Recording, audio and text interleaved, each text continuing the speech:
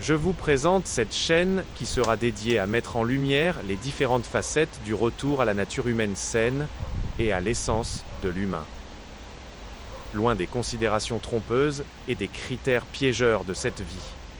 Je me présente, je suis un être humain qui interagit avec les données quotidiennes les plus subtiles de la vie, que j'expérimente dans mon monde. Et j'ai envie de partager ces étincelles et ces parties de mon être avec vous. Je vous souhaite d'accueillir, avec une grande ouverture, et d'assimiler profondément. Le premier sujet dont je vais parler est celui de la difficulté à laquelle font face les jeunes de nos jours pour se mettre en couple. Aujourd'hui, la femme attend que l'homme qui l'aime l'aborde d'abord, qu'il fasse le premier pas. Et l'homme attend de voir un signe d'approbation avant d'oser, ou bien même des signaux qu'il est le meilleur homme que cette femme, courageuse et ouverte d'esprit, a jamais connu. Un sentiment d'être arrivé devant une porte verrouillée. Un sentiment d'être pris au piège. Un sentiment de clivage interne. Et souvent, la solution est en mode sauvetage, à type de premier pas fait carrément par la femme, avec toutes les frustrations qui s'ensuivent. Et l'homme qui est privé de sa nature de chasseur, choisit de priver à son tour la femme de sa nature, et donc devient lui-même celui qui fuit, qui se fâche, qui cherche la sécurité, qui se met à l'aise, à attendre les prestations de la femme. On est en train de vivre presque un inversement d'émotions entre le féminin et le masculin, avec des frustrations derrière et une profonde espérance d'un jour retrouver l'homme, la femme idéale pour soi.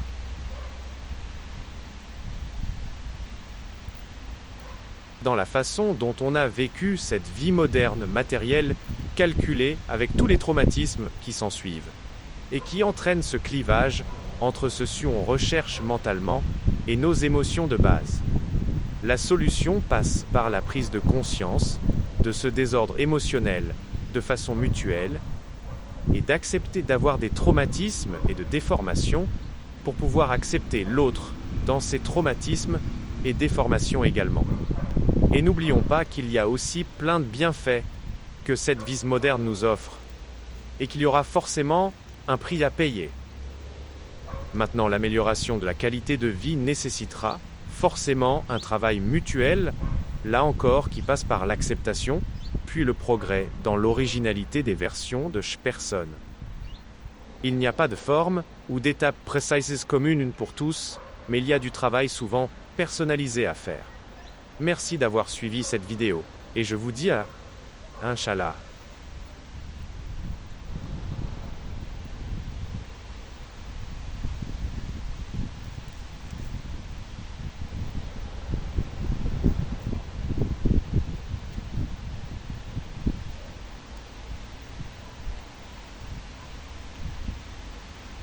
Le travail passe d'abord par une profonde acceptation de qui on est véritablement, une acceptation de ses défauts, de ses tempéraments, de sa maladresse et de ses ombres, parallèlement à une profonde estime associée à un grand amour pour soi-même.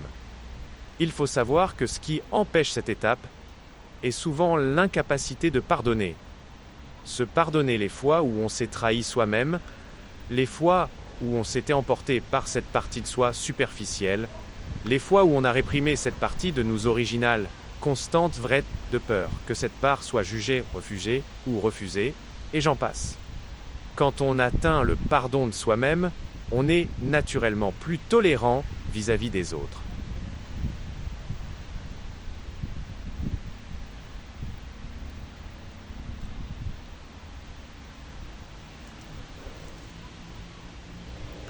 Les événements et les personnes avec qui on interagit ont toujours été présents dans le monde intérieur. Cette interaction externe cherche à faire sortir une version de soi plus authentique, pour pousser à choisir sa voie consciemment, plutôt que d'être conduit par des pulsions souvent perçues comme plus fortes que soi-même. Cette interaction externe cherche à responsabiliser, à sortir de la victimisation, à assumer totalement sa vie. Attention, personne n'échappe à ce choix, même les personnes qui tiennent à la victimisation. Car ils ont fait ce choix, justement, Par ailleurs, les personnes dans le gris finiront par se confronter de faire leur choix, et ce souvent par le biais des épreuves. Revenant au sujet du couple. Eh bien, c'est pareil, chacun est le reflet de l'autre. Tant que la leçon n'est pas assimilée, il y aura encore du travail à faire pour évoluer de façon individuelle puis dans son couple.